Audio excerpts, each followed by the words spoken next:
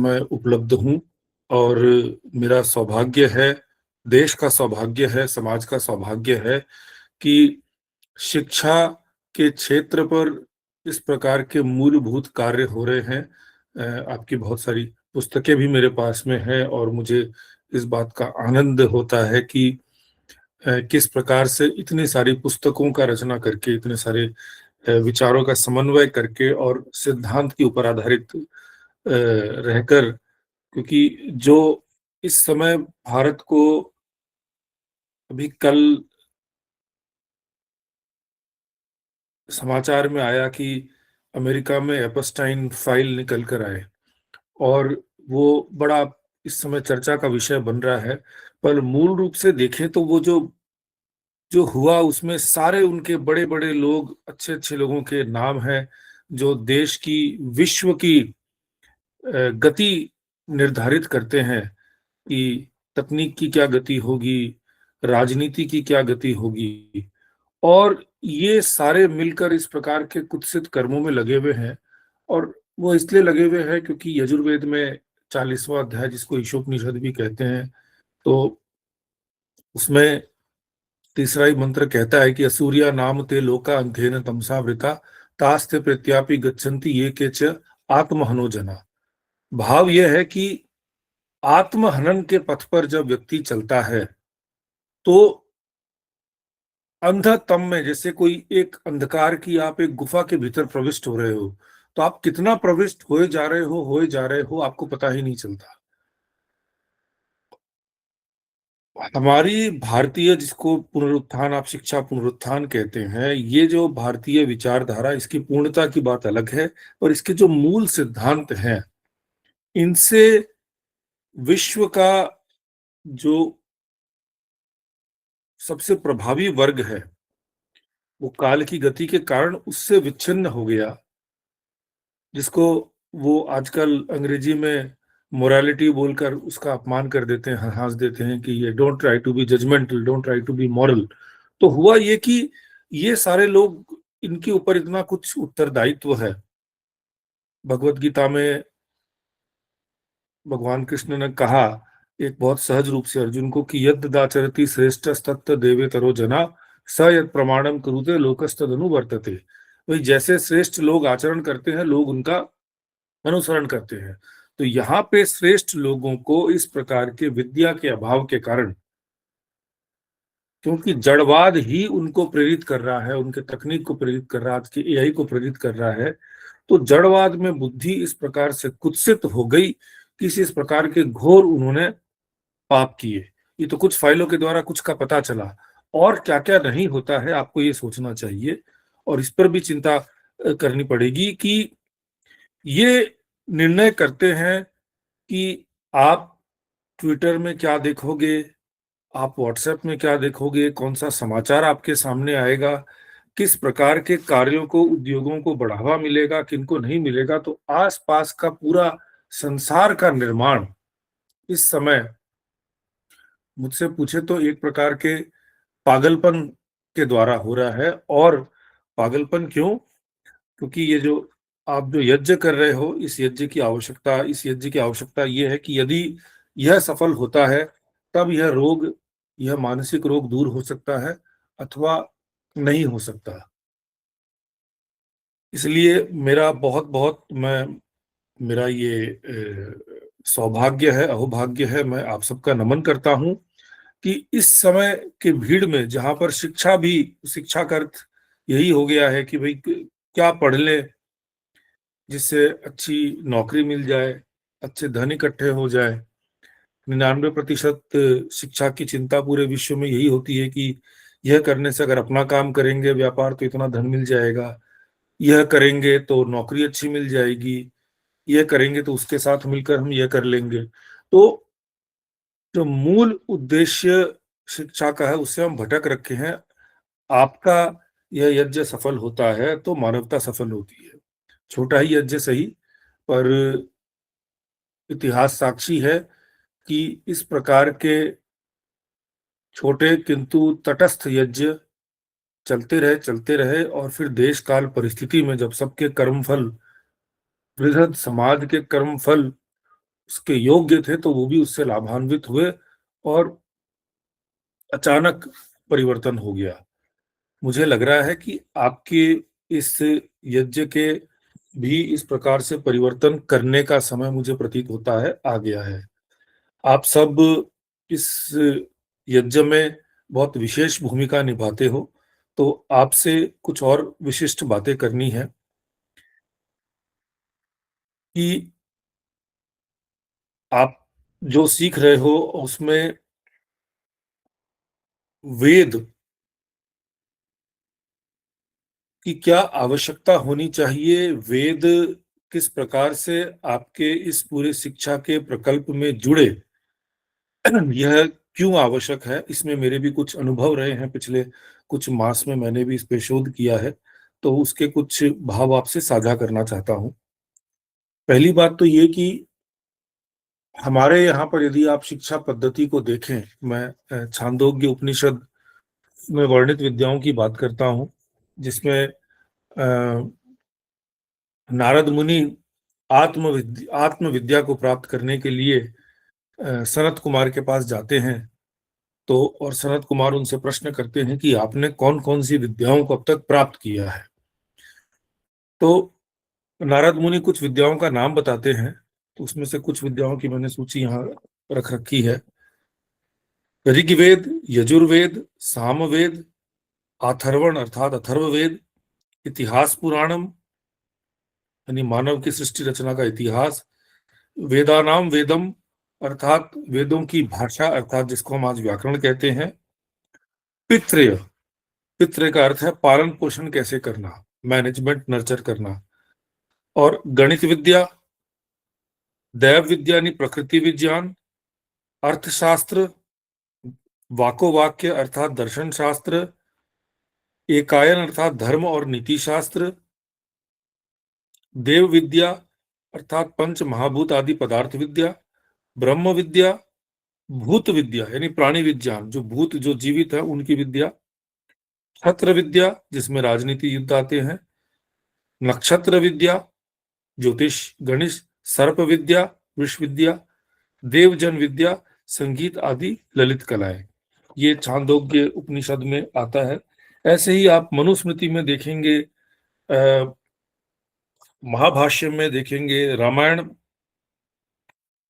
महाभारत में देखेंगे, और ये महाभारत का जो कृष्ण के विषय में 64 कलाओं का जो वर्णन है, वह तो आज हम सबके मानस में, अर्थात जब भी विद्या की बात करते हैं तो 64 कला एक सहज एक उद्गार के रूप में भी बहुत ही प्रसिद्ध है। तो ये अगर आप इन सबको नोट करें तो उसमें आरंभ ये सब वेद के साथ करते हैं और इन सब विद्याओं को वेद के एक्सटेंशन के रूप में मानते हैं कि वेद को आप पढ़ोगे तो आत्मविद्या, ब्रह्म विद्या आदि आएंगे, चारों वेदों का भी अध्ययन होगा और साथ में इन सब विद्याओं का भी ज्ञान मिलेगा। मनुस्मृति में व्यापारिक विद्याएं भी लिखी हुई हैं, वाणिज्य, कृषि, पशुपालन, रत्नों का ज्ञान, धातुओं का ज्ञान, सुगंध निर्माण, रसायन, मापतौल, पदार्थ, विविध भाषा ज्ञान, ब्याज पद्धति, फाइनेंस, समुद्रयान विद्या, रथयान विद्या, शिल्प विद्या आदि। तो इन सब का स्रोत में वेद है। अच्छा, वेद को क्यों आवश्यक रखा गया, इसके लिए मैं आपको दो तीन बातें बताना चाहता हूँ। पहली बात तो ये है कि यदि वेद को, क्योंकि वेद का एक अर्थ है विद, जाने, जानना, जानना क्या, अपने स्रोत को जानना, हिरण्य गर्भ को जानना, जो प्रकाश का स्रोत है, गर्भ है जहां से आरंभ होता है, उसको जानना। तो जब वेद की बात करके इन्हीं विद्याओं के बारे में हम बात करते हैं तो इसका अर्थ यहां पर यह होता है कि आप जो भी सीखोगे उसमें आपका उद्देश्य, आप कौन हो, कहाँ जाना है, कौन सा प्रकाश का पथ है, कौन सा अंधकार का पथ है, कौन से आपके मोक्ष का पथ है, मृत्युर्मुक्षीय मामृतात, जो महामृत्युंजय में हमने संकल्प ही कर रखा है, तो कि मृत्यु से मोक्ष की ओर जाएंगे, तो यह उसमें सदा स्पष्ट रहे। आज समस्या ये हो गई है कि विद्याओं को हम अध्ययन करते हैं, मैं तकनीक सीख लूं, मैं भी IIT-IIM से आया हूं, मैं गणित सीख लूं, मैं कंप्यूटर साइंस सीख लूं, मैं रोबोटिक्स सीख लूं, पर वह सीख कर क्या करना? वेद के ऊपर जब आधारित विद्या थी, और जिसको आप सरल रूप से भी प्रस्तुत करते हो, तो आधार आप अपने शिक्षा का उद्देश्य, अपने शिक्षा के स्रोत को नहीं भूलते, अपने शिक्षा के गंतव्य को नहीं भूलते। तो यह गंतव्य और स्रोत का जानना हमारे लिए आवश्यक होता है।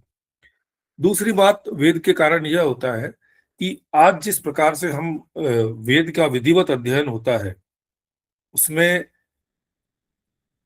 और यह हमारे लिए एक करणीय कार्य है कि वेद को कुछ परंपराओं ने सुरक्षित रखने का प्रयास किया। तो उन्होंने वेद की पाठ विधि अलग अलग, आप देखोगे जटा पाठ, शिखा पाठ, घन पाठ आदि विधियों से अलग अलग वेद और वेदांगों को, वेद के शाखाओं को कंठस्थ करके रखा, जिससे वेद, जो कि हमारे सृष्टि के विश्व की सबसे आदि वेद संहिताएं, जो सबसे आदि पुस्तकें हैं, आदि विद्या है, वो आज तक उसी अक्षुण्ण रूप से हमें प्राप्त है। और जब लिखित का कार्य हुआ, तब अंग्रेजों ने पहले कुछ लोगों को बिठाकर वेदों को छापा। छापा तो उसमें त्रुटियां थी, और उसमें श्रीपाद दामोदर सातवलेकर जी, उन्होंने, क्योंकि ये पाठ विधि हम सब के पास उपलब्ध थी, तो उन्होंने उसको, उसमें जो त्रुटियां थी उनको हटाकर विश्व में पहली बार लिखित में सबसे शुद्ध संस्करण वेदों का छपा पाए। जब वो शुद्ध संस्करण चार संहिताओं का छपा, तो उसमें कभी कोई संशय नहीं हुआ कि यह उन्होंने अपने मनमाना तो नहीं कर दिया, ऐसा तो नहीं कर दिया। आपको यह समझना पड़ेगा कि वेद, क्योंकि हमारे यहाँ पर वेद को अपौरुषेय माना जाता है, तो बाकी अन्य शेष जितने ग्रंथ हैं वो मानुषी माने जाते हैं, यह ईश्वरीय माना जाता है। तो यहाँ तक कि भगवत गीता आदि भी, वो प्रेरणा से तो ईश्वरीय है, पर लेखन, रचना या शब्दों के आधार पर वे मानुषी है, ईश्वरीय नहीं है। उनके भाव ईश्वरीय हो सकते हैं, पर लिखा तो वेद व्यास ने, उनकी भाषा भी इसी प्रकार से है कि संजय ने धृतराष्ट्र को कहा। और इसीलिए भगवत गीता में भी आप यदि देखें, रामानुजाचार्य ने जिस गीता का भाष्य किया और शंकराचार्य ने जिस गीता का भाष्य किया, उसमें भी एक दो श्लोक ऊपर नीचे, एक में 702, एक में 700 श्लोक मिल जाते हैं, क्योंकि भाव महत्वपूर्ण है, शब्द महत्वपूर्ण नहीं थे। और हर श्लोक के एक विशेष भाव है। तो इसको जैसे कहते हैं ना, सर्जिकल स्ट्राइक है। तो हमारे जितने भी ऋषि ग्रंथ हैं वे सर्जिकल स्ट्राइक है। और जो वेद है, और इसीलिए वेद को इतना सहेज के रखा गया कि वेद आपका इंसाइक्लोपीडिया है। कैसे इंसाइक्लोपीडिया है 20,000 मंत्रों में, कि एक एक शब्द जो है उनके अनेक अर्थ, अर्थ भी क्या, वो कई भाव को दिखाते हैं। तो हुआ ये कि हमने आज जो वेद की पठन पाठन की एक परंपरा चल रही है, उसमें हम वेद को कंठस्थ कर लेते हैं। दो तीन प्रकार की चल रही हैं, कि कुछ लोग वेद को कंठस्थ करते हैं, बहुत उनमें इच्छा जागती है, तो वो किसी इस प्रकार के परंपरा से जुड़कर वेद पाठ करने की विधि को सीख लेते हैं। और विधिवत वेद का पाठ करने में, जो जिसके कारण वेद सुरक्षित रहे हैं मंत्र सहित, उसके अपने लाभ हैं, विशेष ऊर्जाएं प्राप्त होती है, उन्नति प्राप्त होती है, यह सब उसके लाभ हैं। तो उनको वह लाभ मिलता है। किंतु आप मुझसे पूछें तो उसमें दो तीन समस्याएं हैं जिन पर हमें चिंतन करना चाहिए। पहला है कि आज भी उस प्रकार के जो पारंपरिक विद्यालय, गुरुकुल जो उपलब्ध हैं, बहुत सारे बंद हो चुके हैं। पर जो हैं उनमें कालांतर में पाठ विधि में त्रुटियां आ गई हैं। इसके विषय में 1990 में पंडित युधिष्ठिर मीमांसक जी अपने समय के बड़े विद्वान थे, तो उन्होंने उस समय में बड़ा शोध करके, उनकी आज भी संस्कृत व्याकरण शास्त्र पे, संस्कृत व्याकरण शास्त्र का इतिहास पुस्तक जो है वो सबसे मानक पुस्तक के रूप में जानी जाती है।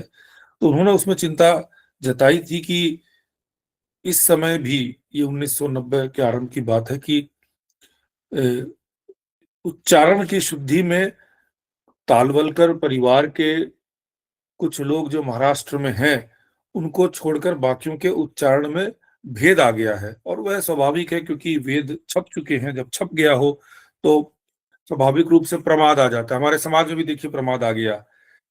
2014 में अ, आपको एक हमने एक नई सरकार को प्राप्त किया, जो प्रकट रूप से अपने सनातन मूल को जानती थी, मानती थी।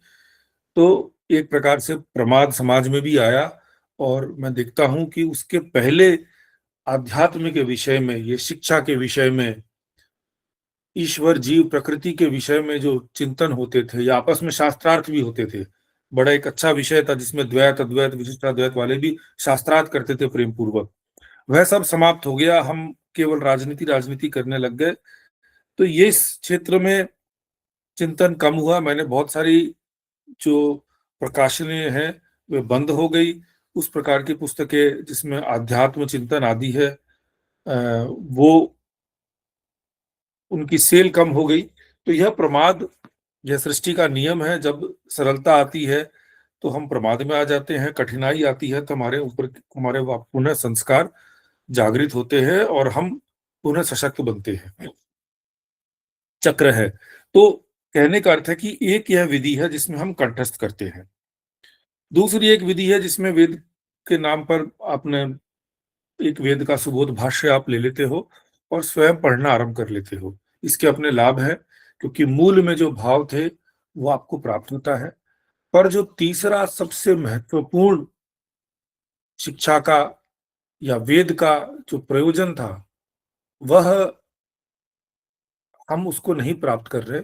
और जिसके विषय में यास्क मुनि, जिन्होंने निरुक्त की रचना की, जिसके बिना वेदांग है, उसके बिना वेद का अर्थ भी असंभव है, जिसमें वेद में आए हुए शब्दों की का निवर्चन कैसे हुआ, निर्वचन कैसे, एटिमोलॉजी जिसको कहते हैं, उसका स्रोत क्या है, वह पता चलता है। तो वो कहते हैं कि जो केवल वेद को कंठस्थ करता है, जो केवल गायत्री या महामृत्युंजय आदि मंत्रों को केवल कंठस्थ करता है और अर्थ सहित उसका अनुशीलन नहीं करता, वह उस पशु के जैसा है जो केवल भार को ढो रहा है। तो यास्क मुनि तो बहुत इसके विरोध में है। और यदि आप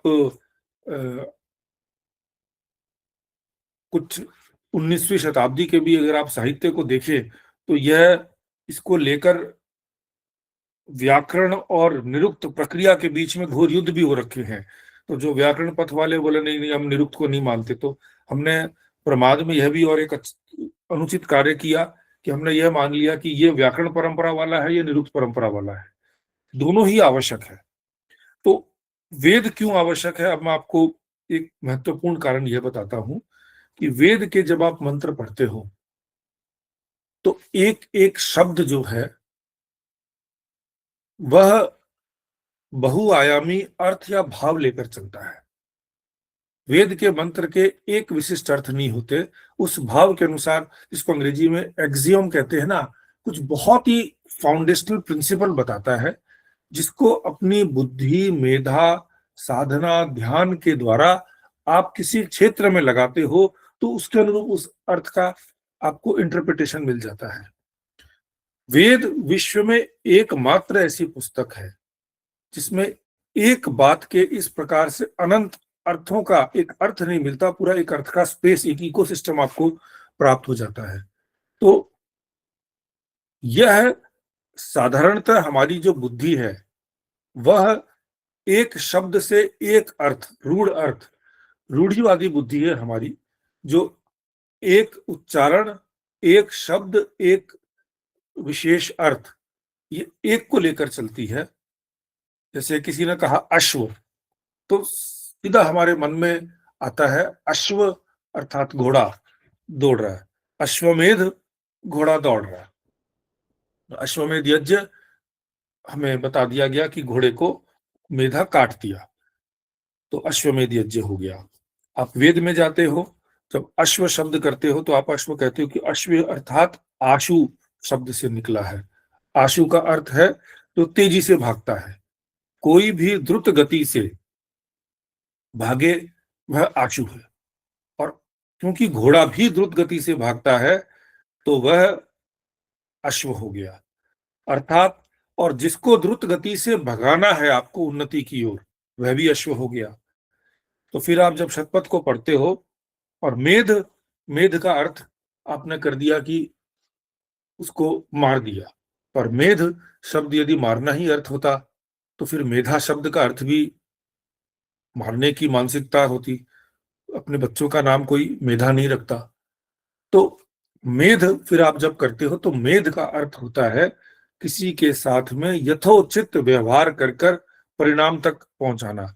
आप जब धातु पाठ पढ़ते हो तो कहते हैं मेध संगमे, संगम सब कुछ इकट्ठा करके यूनाइट करके प्लान्ड एक्शन, उसको मेध कहा। तो अश्वमेध अर्थात द्रुत गति से उन्नति के लिए प्लान्ड एक्शन करना, उसका नाम अश्वमेध है। फिर शतपथ ब्राह्मण को पढ़े तो उन्होंने उसको स्पष्ट करने के लिए अपने जिस प्रयोजन की बात करे थे उसके अनुसार कर दिया कि राज्यम व अश्व, जो राज्य है, जो देश है, वह अश्व है। उस देश की उन्नति करने के लिए जो आप योजना बनाते हो, पॉलिसी बनाते हो, राजपाट का शासन करते हो, एडमिनिस्ट्रेशन, वह अश्वमेध है। अब इसके साथ में फिर आप जब वेद के अर्थों को करते हो तो आप केवल एक अर्थ को, एक रूढ़ अर्थ को नहीं लेते। रूढ़ अर्थ के अपने महत्व हैं। जब हम साइंटिफिक वस्तु पढ़ते हैं, सिद्धांत पढ़ने हैं, योग दर्शन भी पढ़ना है, तो रूढ़ अर्थ, क्योंकि व्यास भाष्य पढ़ेंगे और उसमें अगर आपको लगभग आपको पता है कि यह बोलने की इच्छा है तो आपको स्पष्टता मिलती है।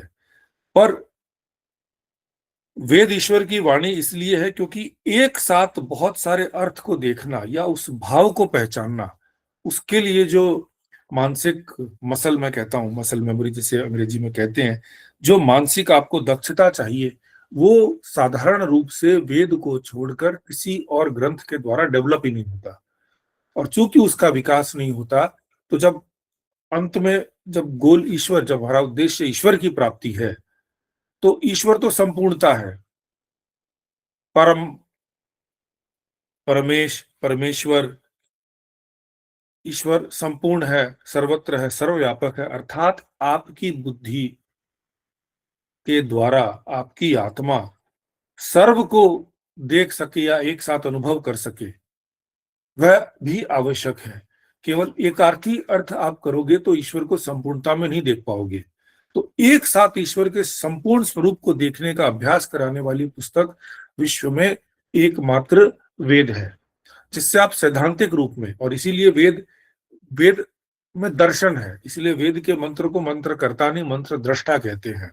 और दर्शन और करण में अंतर यही होता है कि जब दर्शन, इसीलिए जब दार्शनिक ग्रंथों को हम दर्शन कहते हैं, सांख्य को, न्याय को, योग को, दर्शन का अर्थ है एक साथ सब कुछ देखकर अनुभव करना, उसमें अलग अलग अलग नहीं देखते। तो इसी प्रकार से अर्थों का भी दर्शन करने वाली एकमात्र पुस्तक वेद है। और इसीलिए मनुस्मृति में तो इतना कह दिया कि जो भी विप्र होकर सब कुछ कर रहा है पर वेद का अध्ययन नहीं कर रहा, तो वह अपने और अपने आने वाले परंपराओं के साथ में, अपने बच्चों के साथ में शूद्रत्व को प्राप्त कर लेता है। शूद्र वहां पर नकारात्मक रूप से नहीं है, शूद्र का अर्थ है जो जानकर भी गंभीर अर्थ को न समझ पाए, वह शूद्र है। तो गंभीर अर्थ समझने के लिए वेद का अध्ययन, जो मैंने कहा, ये आवश्यक है। मैंने इन दिनों इस प्रकार से निरुक्त की प्रक्रिया के साथ में वेद के मंत्रों का अनुशीलन आरंभ किया। कुछ मैंने कक्षाएं ऑनलाइन भी ली, और जैसे जैसे करने लगा तो अनुभव ये रहा कि एक एक मंत्र के भाव को समझने समझने में कई बार घंटों लग जाते थे, थकान होती थी। मैं तो आपको ये कहूं कि एक समय आया जब निद्रा की आवश्यकता बढ़ गई। और फिर मैंने न्यूरो साइंस के साथ में जब शोध किया तो बोले कि जब इस प्रकार से आप अपनी बुद्धि को बहुत अधिक आप स्ट्रेस करते हो कि ये समझू, इस प्रकार का, तो उससे आपके शरीर, एक प्रकार से आप उन मसल्स को प्रयोग कर रहे हो जिनका आपने अभी तक प्रयोग ही नहीं किया। और जब उस प्रकार के मसल्स का प्रयोग करते हो, तो आपके अंदर मानसिक रूप से बहुत अधिक योग्यताएं बढ़ती हैं, शारीरिक रूप से योग्यताएं बढ़ती है, आपके प्राणों का नियमन बढ़ जाता है। मात्र वेदों का अध्ययन करने करते साथ में आप अनुभव करोगे कि एक स्वतः आपके जो श्वास प्रक्रिया है, श्वास प्रश्वास की प्रक्रिया, वह स्वतः ही धीरी, गंभीर और बहुत ही नियंत्रित हो जाती है। स्वास्थ्य में लाभ मिलने लग जाता है। और उसके पश्चात में जब आप जीवन में कुछ भी कार्य करते हो, तो ऐसे लगता है कि जैसे आप सदा एक कंपास को लेकर चल रहे हो, क्या उचित है, क्या अनुचित है, यह आपके साथ में सदा रहता है। तो वो भटकने वाली वस्तु हट जाती है, आपकी दृष्टि प्रज्ञा हो जाती है, और किसी और नए विषय को मैंने उसके बाद में अनुभव करने के बाद में वेद के साथ में कुछ और नए विषयों को सीखने का आरंभ किया, तकनीक के विषयों को, जो टेक्निकल मेरे व्यवसाय से जुड़े हुए और अन्य विषयों को। तो जितना समय मुझे पहले उसको समझने में, सिद्ध करने में लगता था, लगभग उसका चौथाई के में भीतर में कार्य होने लग गया। क्योंकि आप जब देखते हो तो आपकी बुद्धि के वो भाव जुड़ जाते हैं कि उसका मूल तत्व क्या है, वो आप पहले के पहले आप उसको पकड़ लेते हो। और यह जो आपने बताया कि मैं वेद विज्ञान विश्व गुरु को चलाता हूं, तो मैं ये अपने संभल के जो डीएम है, डॉक्टर राजेंद्र पैसिया जी, उनके साथ ही ये साक्षात अनुभव किया कि अ, इन्हीं के द्वारा, इनके पीएम श्री के विद्यालय चलते हैं।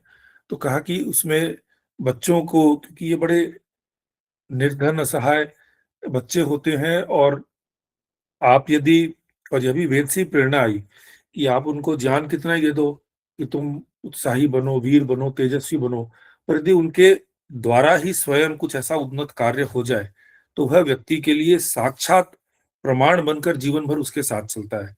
तो इन्होंने भी हम पे विश्वास किया, और इनके कुछ बच्चों के लिए पीएम श्री के, बहुत ही जो उस पृष्ठभूमि से आते हैं जहां पर कोई दिव्यांग है, किसी के माता पिता पक्का घर नहीं है, किसी प्रकार से ठेले चला रहे हैं, कर रहे हैं, उनको हमने रोबोटिक्स में प्रैक्टिस कराया, क्योंकि रोबोटिक्स एक कठिन विषय है।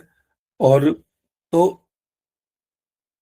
कृपा माँ सरस्वती की ये हुई कि रोबोटिक्स में कौन सा विषय बच्चों के लिए सबसे योग्य है, किस प्रकार से दिया जा सकता है, उसका सार बनाकर उनको ट्रेन किया। और ट्रेन करने के बाद में एक बार उनको हम आईआईटी कानपुर ले गए, एक बार आईआईटी दिल्ली ले गए, एक बार हम आईआईटी बॉम्बे ले गए, और वहां पर जो ये टेक फेस्टिवल होते हैं आईआईटी के, उसमें उन्होंने बीटेक के बच्चों के साथ में compete किया। और सब बहुत उनको उन्होंने अच्छा परफॉर्म किया। एक उनकी बेटी तो सेकंड आई थी कंपटीशन के अंदर में। और उसके बाद में माननीय मुख्यमंत्री जी ने भी इस बात की प्रशंसा करी कि संभल में देखो किस प्रकार से स्टेम एजुकेशन, रोबोटिक्स भी आगे बढ़ रहा है।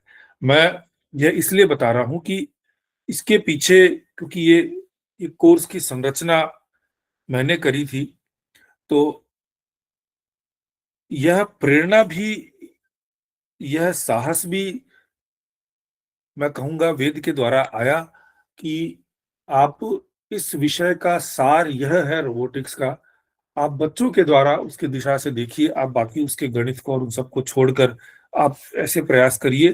तो कहने का अर्थ है कि जीवन में हर कार्य को करने में एक दिशा एक अलग हो जाती है, बुद्धि बहुत अधिक सूक्ष्म बन जाती है, और यह कहीं और नहीं होगा।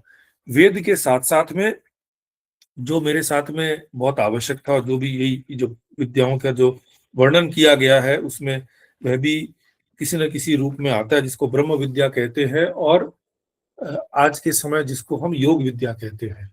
तो पतंजल मुनि ने जो योग सूत्र दिए हैं और व्यास मुनि ने जो उसका भाष्य किया है, वह, क्योंकि आप लोग इस क्षेत्र में हो, मुझे लगता है कि उसका प्रकट और प्रबल रूप से अध्ययन और उसके अनुसार अनुसरण करने से जो लाभ आपको मिलेंगे, वो एक शिक्षक के रूप में किसी और को सिखाने के कार्य के लिए और स्वयं अपनी बुद्धि को कुशाग्र करने में बहुत अभूतपूर्व होंगे। और उसमें सबसे सहज जो एक विद्या की एक जो परिभाषा पतंजलि ऋषि ने करी है, और यह आपको, यह हम, मुझे लगता है कि पूरे समाज में इस परिभाषा को स्थापित करना, यह सबसे पहला विद्या का कर्तव्य उद्देश्य होना चाहिए, कि अनित्य से नित्य की ओर जाना, आपकी बुद्धि को इस प्रकार का बनाना कि आप अनित्य को नित्य ना समझे, नित्य को अनित्य ना समझे, अनात्म को आत्म न समझे, आत्म को अनात्म न समझे, और शुचि को अशुचि न समझे, अशुचि को शुचि न समझे। तो यह करते ही स्पष्टता आ जाती है कि हम अपने शरीर के लिए जो इतना कार्य कर रहे हैं, शरीर तो अनित्य है और आत्मा नित्य है। आत्मा के भोजन का कार्य करे, शरीर का उतना ही करे जो आत्मा को पोषण दे। उसी प्रकार से शरीर आप कितना ही कुछ कर लें तो मलमूत्र का द्वार ही है।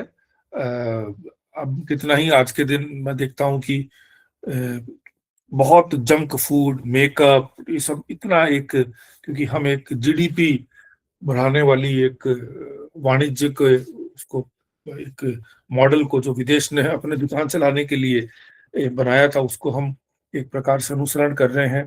तो आप कहीं भी चले जाइए, खाने को इतना कुछ, कपड़े पहनने को इतना कुछ, मेकअप लगाने को इतना कुछ, पर सत्य यह है कि यह सब आपके शरीर की हानि करते हैं। आप कितने ही शरीर को सुंदर मानने का आप भ्रम पाल लो, शरीर एक प्रकार से म्यूनिसिपैलिटी की गाड़ी है, और अगर इसके सारे रंध्र बंद कर दिए जाएं, स्वेद के, थूक के, मलमूत्र के, तो यह बीमार हो जाए।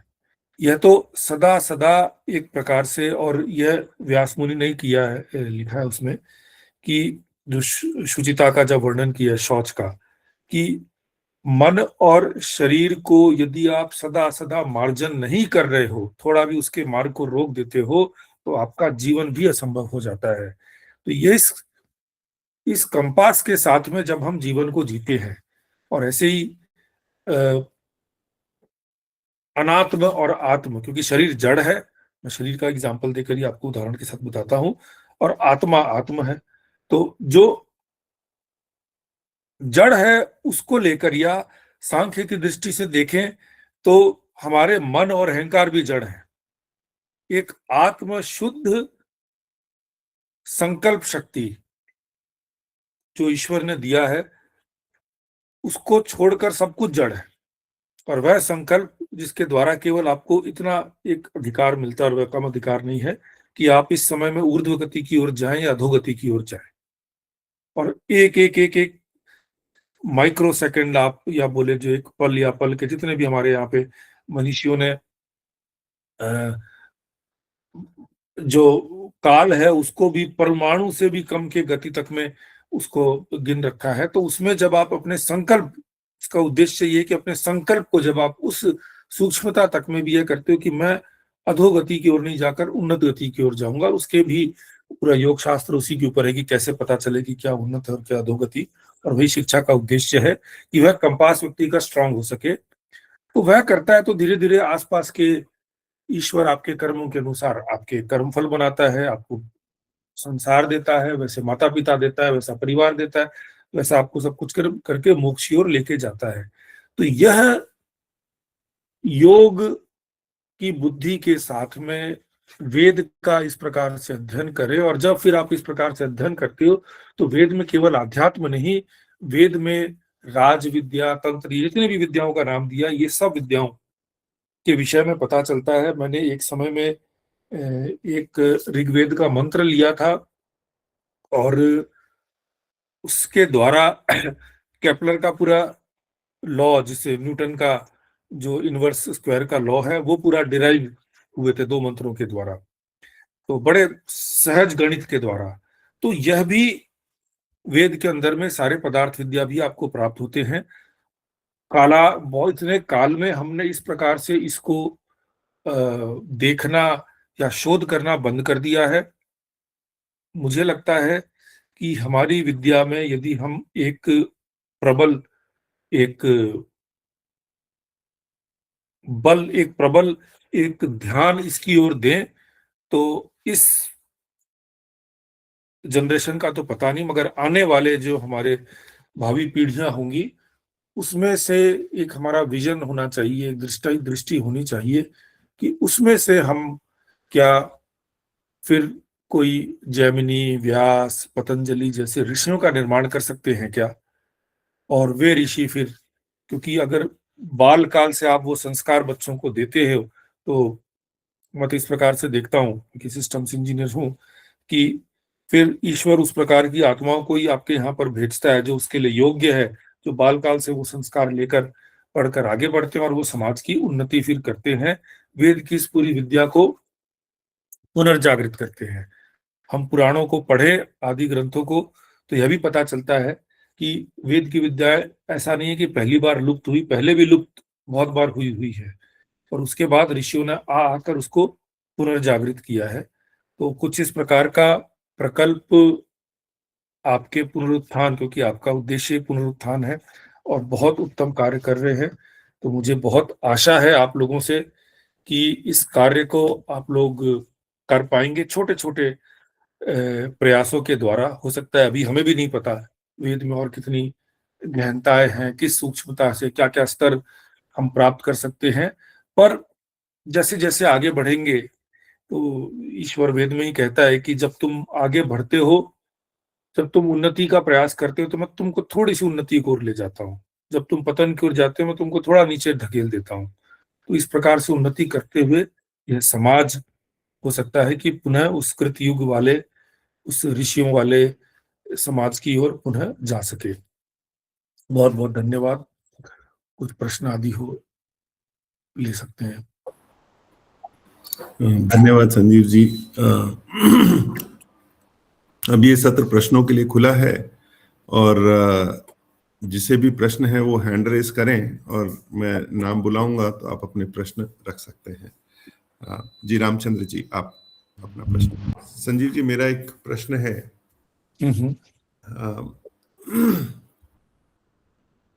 मैं दो बातों पे विचार कर रहा था जब आपको सुन रहा था। एक तो हम वेदाध्ययन की बात हम कर रहे थे, और फिर हमने एक रोबोटिक्स की भी बात करी, जब हमने कुछ बच्चों को रोबोटिक्स का एक नया पाठ्यक्रम बनाया, उनको थोड़ा बताया, पढ़ाया। मेरे मन में विचार आ रहा था कि जो वेद में हम अध्ययन कर रहे हैं उसकी प्रासंगिकता आज के समय में, और क्या ये प्रासंगिकता रोबोटिक्स जैसे विषय को लेकर सार्थक होती है, या हमको जो वेद में अध्ययन हो रहा है उसके अनुसार कुछ प्रासंगिकता बनानी चाहिए। मैंने जितने भी हम वेद गुरुकुल या वेद अध्ययन वाले आज के जो इंस्टीट्यूशंस हम देखते हैं, उसमें से जो भी लोग निकल के आते हैं वे मैंने या तो आचार्य बनते हैं, वेदों के ही आचार्य बनते हैं, या पुरोहित बनते हैं। तो आज की प्रासंगिकता को लेकर वेदों में ज्ञान है, वो ज्ञान को हमको किस स्वरूप में निरूपण करना है कि आज की प्रासंगिकता बने, और जो लोग इसका अध्ययन करें वो उसका लाभ अपने जीवन में व्यक्तिगत रूप से भी, कौटुंबिक रूप से भी, सामाजिक रूप से भी ले सकें। उस पे आप कुछ बात रखें। जी, मैं ये बहुत ही आपने अच्छा प्रश्न किया, और यह वेद को लेकर एक हमने कुछ धारणाएं बना रखी है जो मुझे लगता है छोड़नी चाहिए। कि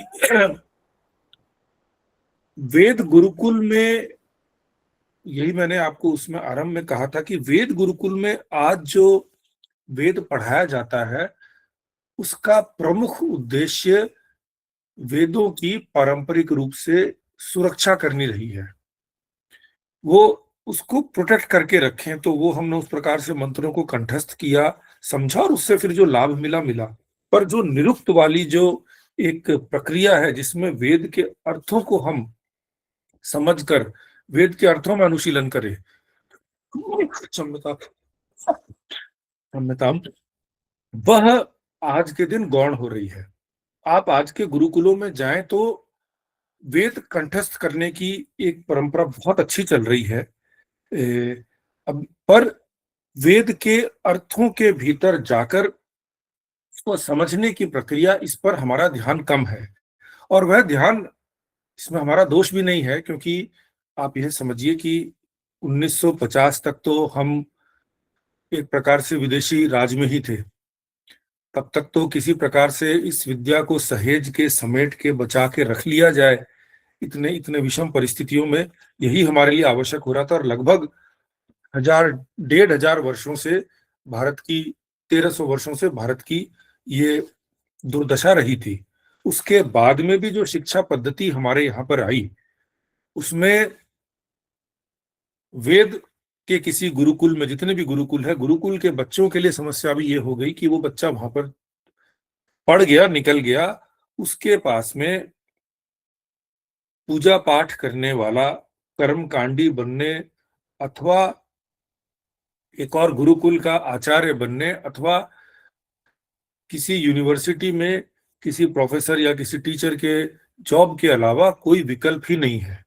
तो इसीलिए गुरुकुल की, बल्कि पिछले 20-30 वर्षों से तो मैं देख रहा हूँ यह हो जाता है कि 6ठी-7वीं कक्षा के बाद से ही वो बच्चों को गुरुकुल छोड़कर जो यूनिवर्सिटी सिलेबस है संस्कृत का, वह भी सिखाने लग जाते हैं कि कम से कम वो परीक्षा क्लियर करके प्रोफेसर बन जाए।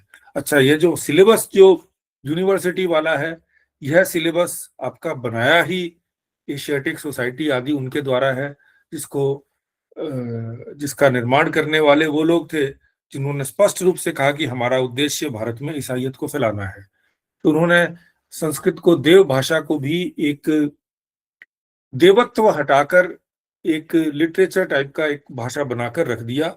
इसके अंदर में वाल्मीकि अथवा व्यास अथवा पतंजलि गौण है और कालिदास प्रमुख है। मेरा कालिदास से कोई बैर नहीं है, पर यह बात सत्य है कि विद्या प्राप्ति के लिए कालिदास अनार्ष है, ऋषि नहीं है। और व्यास और वाल्मीकि ये आवश्यक है। दूसरी बात ये कि वेद को, तो हुआ ये कि हमने वेद को व्याकरण और व्याकरण के द्वारा कुछ अंश तक आध्यात्म, कुछ अंश तक यज्ञ करने की विधियों, वहां तक उसको समेट के रख दिया। पर वेद में यह समझना पड़ेगा, हमने आज के दिन निकाल के नहीं रखा, पर तृण से लेकर, एक घास से लेकर ईश्वर को प्राप्त करने की सारी विद्याओं का समावेश है। मैं यहाँ पर आपको कुछ सूची देता हूँ विद्याओं के बारे में, जो वेद में कुछ विद्याओं के बारे में है। उसमें यजुर्वेद 15वें अध्याय का 26वां मंत्र अग्नि विद्या के विषय में बात करता है। इसको आज के दिन हम थर्मोडायनामिक्स की बात करते हैं। यजुर्वेद का एक मंत्र बताता है, वायु, अग्नि और जल के गुणों को शिल्प क्रिया में युक्त करके अनेक यान आदि यंत्र कला बनाकर अपने पुरुषार्थ सदा सदा सुख युक्त हो। वैसे ही एक वायु विद्या के विषय में बात है, जल विद्या, अंतरिक्ष विद्या, पृथ्वी विद्या, सूर्य विद्या, वर्षा विद्या, लोक विद्या, सौर ऊर्जा विद्या, दिन रात्रि की विद्या, खगोल विद्या, भूगोल विद्या, काल विद्या, रत्न धातु विद्या, लोक भ्रमण विद्या। ये मैं वेद के मंत्रों में जो जो कुछ विद्याओं का किसी न किसी रूप से उल्लेख आया, मैं इनके बारे में कर रहा हूँ। विद्युत के बारे में मैंने एक मंत्र है यजुर्वेद का, जो बताता है कि आप यदि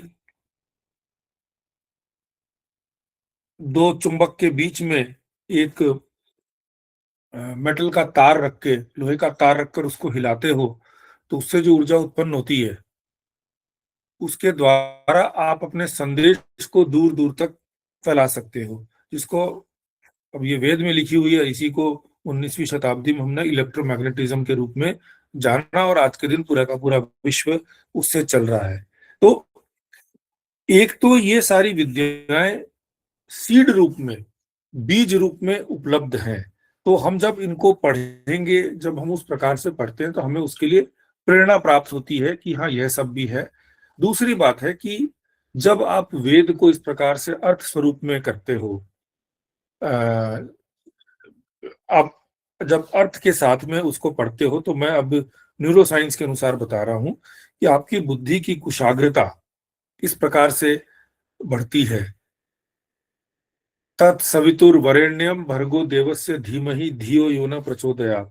अब आप इसको ईश्वर के लिए हम करते हैं अर्थ, मगर आप यह भी आप इसमें आप देखिए कि भर्गो देवस्य धीमहि और धियो यो न प्रचोदयात्। तो धीमहि अर्थात हम सब मिलकर, मही जहां पर लग गया वहां पर बहुत सारे लोग मिलकर कर रहे हैं। धी अर्थात बुद्धि की धारणा की शक्ति, ध से धी से धारणा बनी है, धी से बुद्धि बना है। हम सब मिलकर धीमहि करें, किसकी? यहाँ पर पुनः धी शब्द आया, धियो यो न प्रचोदयात्। अर्थात जिसने हमें बुद्धि दी, जिसने धारणा की शक्ति दी, हम उसी सोर्स को पुनः उसी का ध्यान करें। तो यदि मैं इकोनॉमिक्स के अनुसार देखूं तो मल्टीप्लायर इफेक्ट की बात कर रहा है कि जो आपका सोर्स है, आप अपने जो भी आपको रिसोर्स मिले, रिटर्न आया, उसको अपने सोर्स को पुनः स्ट्रेंथन करने के लिए आप लगाएं। आप यदि फिजिक्स की बात करें तो भी यही है कि आप का जो एनर्जी का जितना सोर्स निकला, उसमें से उतने पार्ट को आप पुनः उसके अंदर में जाओगे, और यदि उसके बीच में फ्रिक्शन नहीं हो, तब ये परपीचुअल बन जाएगा, जिसको मोक्ष की अवस्था कहते हैं। परपीचुअल मशीन क्यों नहीं बन पाती? क्योंकि कहीं ना कहीं एनर्जी का डिसिपेशन हो जाता है। पर यदि कोई, तो एक आपको मेंटल मॉडल दे देता है कि यदि डिसिपेशन नहीं हो, यदि एंट्रोपी नहीं हो, तो यदि वही सोर्स में आप पुनः जाए, तो ये एक साइक्लिकल बन जाता है। कंट्रोल सिस्टम के फीडबैक मैकेनिज्म इसी प्रकार से करते हैं। तो कहने का अर्थ है कि एक तो हमने ईश्वर का भाव लिया, पर इस प्रकार से जब हम एक एक मंत्रों को पढ़ते हैं, और बहुत मंत्रों के आपको अर्थ एक बार में नहीं समझ में आएंगे, तो आपकी व्यापक अर्थ को समझने में और अलग अलग विषयों में उसके इंटरप्रिटेशन को समझने से ऐसी कुशाग्र होती है। और मैं ये नहीं कहता कि इससे अर्थ कोई निकल कर ही आएगा। अर्थ निकल कर आने के लिए तो हमको ऋषित्व तक जाना पड़ेगा, पर यह जो आप मेंटल जिम्नास्टिक्स कर लेते हो, उसके बाद में बुद्धि की शार्पनेस बाकी विषयों को पढ़ने में बहुत अधिक हो जाती है। कुछ जगह पे शोध हुए कि लोगों ने जब मंत्र आदि, श्लोक आदि भी पढ़ना चालू किया, क्योंकि संस्कृत स्वभाव से ही, संस्कृत और अन्य भाषाओं में एक अंतर है कि संस्कृत एक जनरेटिव भाषा है। संस्कृत में कुछ धातु होते हैं। अब क्री धातु होता है, उससे करोति भी बन जाता है, क्रिया भी बन जाता है, कर्ता भी बन जाता है, कर्म भी बन जाता है। तो ये क्योंकि जनरेटिव भाषा है, तो इसमें जब आप सोचते हो तो नेचुरली आपकी जो बुद्धि है वो शार्प होने लग जाती है।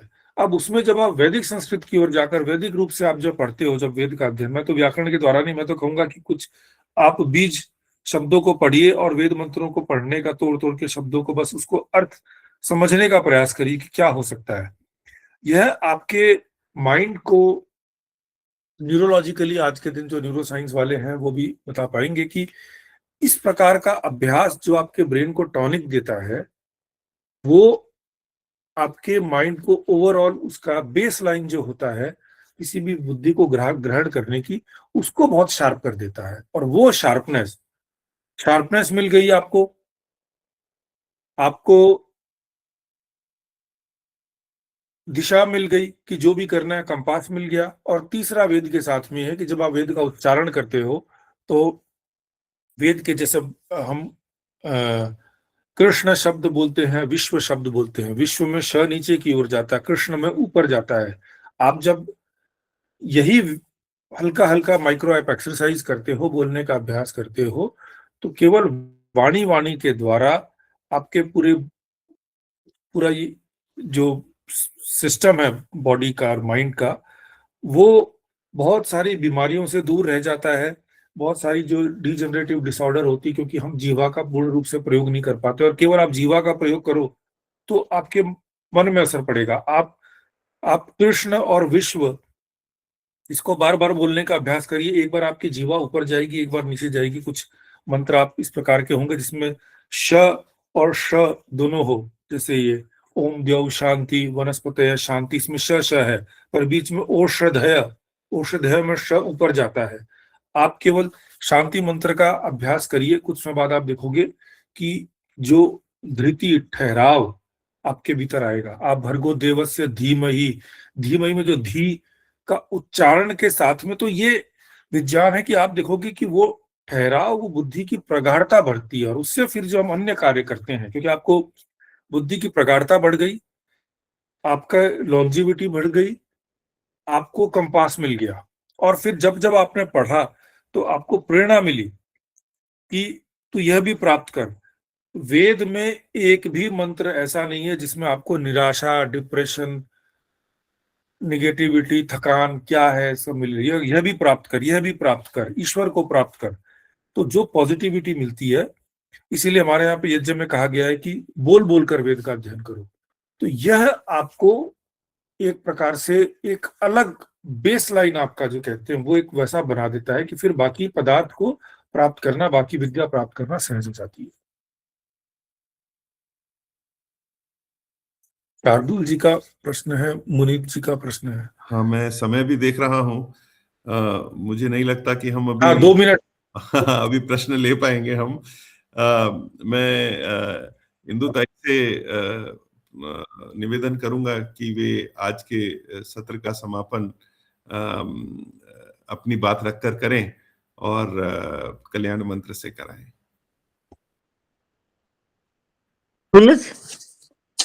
बिल्कुल।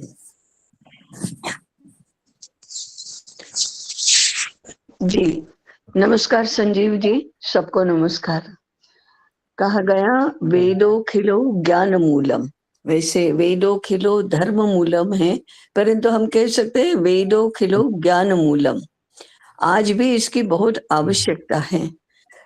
हमने अभी देखा कि सर्व प्रकार की विद्याओं का मूल वेद है, वह मूल स्रोत है, और आज भी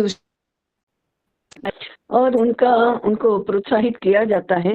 उसमें या तो ऐसा होता है कि जैसा अभी संजीव जी ने कहा कि जो पाश्चात्य विद्या प्राप्त, ताई आपकी आवाज नहीं इसका आ रही है। थोड़ा अभाव ही।